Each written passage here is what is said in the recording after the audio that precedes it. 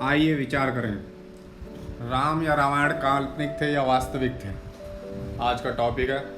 तो इस वीडियो को शुरू करने से पहले मैं आपसे निवेदन करता हूँ कि जो अपनी तर्क बुद्धि का उपयोग कर सकें वही इस वीडियो को आगे देखें, अन्यथा यहीं पर बंद कर दिया जाए और अंधभक्त दूर ही रहें तो ज़्यादा अच्छा है।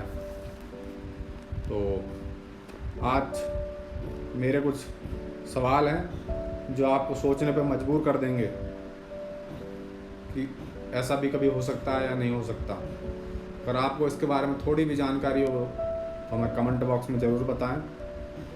तो मैं बिना किसी देरी के सीधे सवाल पूछता हूं और पूछता हूं या बताता हूं, तो आप अपनी बुद्धि का प्रयोग करें और तर्क करने की कोशिश करें कि एक्चुअल और फैक्चुअल क्या चीज़ हो सकती है, नहीं हो सकती है, कहानी है, ऐसे कैसे किसी ने बना दिया। तो उसी के साथ हम आगे बढ़ते हैं। एक समय में दो तरह के इंसान कैसे हो सकते हैं, एक मूंछ वाला और एक बिना मूंछ वाला, और दोनों ही मनुष्य बोलते हैं, दोनों के पिता राजा हैं, ऐसा कैसे संभव है। तो ये तो बहुत ही तार्किक सवाल है भाई। उस टाइम में तो सबके दाढ़ी होनी चाहिए क्योंकि आदि मानव भी थे उस टाइम। 7000 वर्ष पूर्व बताते हैं, जो भी रामायण थी, ये था वो था। और जामवाल थे, वो भी भालू, रीछ, गिद्ध सब मनुष्य की तरह बोलते थे उस टाइम। और हैरतअंगेज बात यह है कि जो वानर थे, वानर की तरह उनका मुंह था, और उनकी जो वाइफ थी, पत्नियां थी, वो नॉर्मल थी, जैसे नॉर्मल इंसान होते हैं। तो सोचने वाली बात है, ऐसा कैसे पॉसिबल है। और तो अगला है, ये मेंढक से मंदोदरी कैसे बन सकती है, कैसे पैदा हो सकती है। मेंढक से कोई इंसान कैसे पैदा हो सकता है, या इंसान से कोई मेंढक पैदा होते देखा हो आपने, कभी सुना हो। तो ये तो चमत्कार वाली बात है, हवा में पैदा कर दिए। तो ये सब कहानियों में अच्छा लगता है बस। तीसरा है, लंगोटी का दाग छुड़ाने से अंगद कैसे पैदा हो जाता है, और पक्षी मनुष्य की तरह कैसे काम कर सकता है, जैसे गिद्धराज। तो हनुमान जी ने अपनी लंगोटी से दाग छुटाए थे, अंगद जी पैदा हो गए। तो भैया मेरा आजकल के सभी जो कपड़े वपड़े धोते हैं तो दाग ध्यान से छुटाएं, पता चले दाग छुटाने का कोई और पैदा हो गया आपके घर में। चौथा सवाल है, किसी मनुष्य के 10 सिर हो ही नहीं सकते। इतिहास या पुरातत्व द्वारा आज तक ये सिद्ध नहीं हो पाया किसी इंसान के 10 सिर या 20 भुजाएं वाला कोई मनुष्य होता हो। जैसा कि रामायण ने बताया कि रावण के 10 सिर होते थे, एक काट दूसरा को आता है, एक काट दूसरा, साइंस बायोलॉजी सब फेल कर दिए थे उसमें। जिस इंसान ने रामायण लिखी है, अपने दर्शाई है, कहानी बनाई है, उसने सारे साइंस वाइंस की ऐसी तैसी कर दी। तो आप सोचिए कि 10 सिर हाउ इज़ पॉसिबल, कहाँ से निकले होंगे 10 सिर। ये तो देखिए, सोच के देखिए थोड़ा। पांचवा है, जिस लंका की आप बात कर रहे हैं उसका नाम 1972 में लंका पड़ा। इससे पहले सिलोन व सिलोन से पहले सिलाही इत्यादि नाम थे, जो असली लंका का आया था। ओरिजिनल में लंका का नाम ही 1972 में लंका पड़ा। तो 7000 वर्ष पहले रामायण में उसे लंका कैसे किसी ने लिख दिया। इसका ये है कि 1972 के बाद या 1972 के आसपास ही किसी ने रामायण लिखी है और लोगों को भ्रमित किया है। कभी लंका ये थी, ये था, वो था, या तो फिर दूसरी लंका होगी इस लंका को छोड़ के। छठा, गधे से लड़की कैसे पैदा हो सकती है। उस टाइम में गधे से लड़की पैदा हो जाती थी। आज के टाइम में लोग हॉस्पिटल जा रहे हैं, चेकअप करा रहे हैं, तब भी बच्चा नहीं पैदा हो रहा।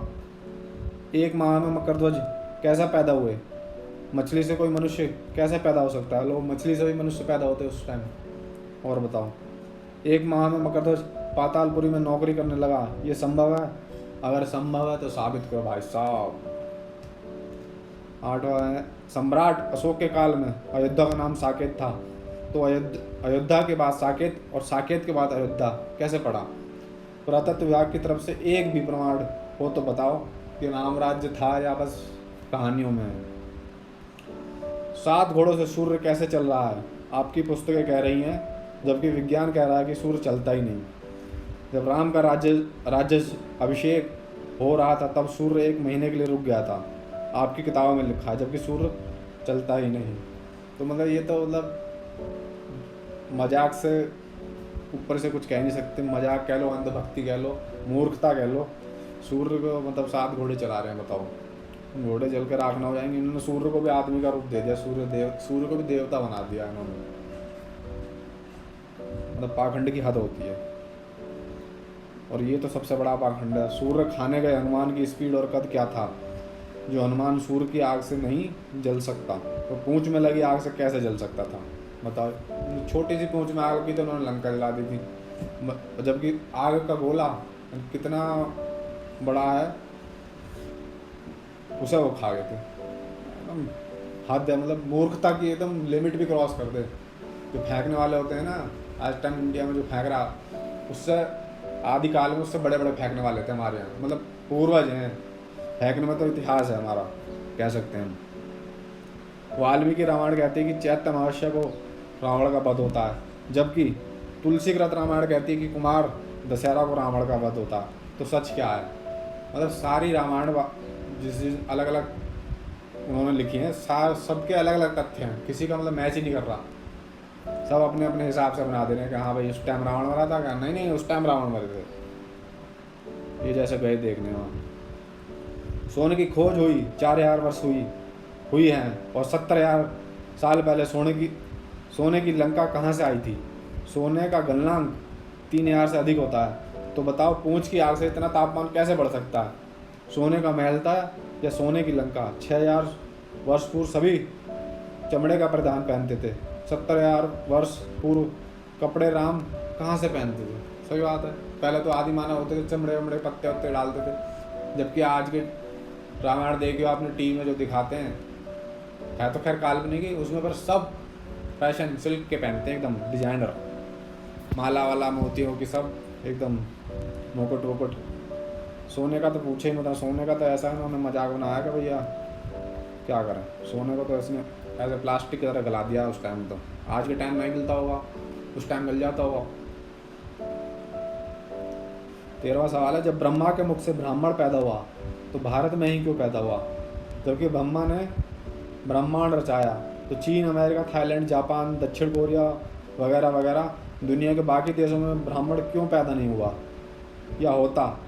आज भी ब्राह्मण किसी के मुख से पैदा होते हैं या जननांग से? ये भी सोचने वाली बात है भाई। उस टाइम तो मुंह से पैदा हो जाते थे, इनके मुंह में भी पीरियड आते होंगे, महामारी आती होगी, अब मुंह से निकालते होंगे, पता नहीं मुंह का फाड़ते होंगे, क्या करते होंगे, कैसे करते होंगे। मुंह से, छाती से, जांघ से, और क्या नाम है, पैरों से पैदा होते थे उस टाइम तो लोग। आज के टाइम में वो तो पैदा हो रहे हैं जननांगों से। उस टाइम तो मतलब सारी फेंकने की लिमिट सब रामायण में लिख दी है। लोग फेंकने का देश था।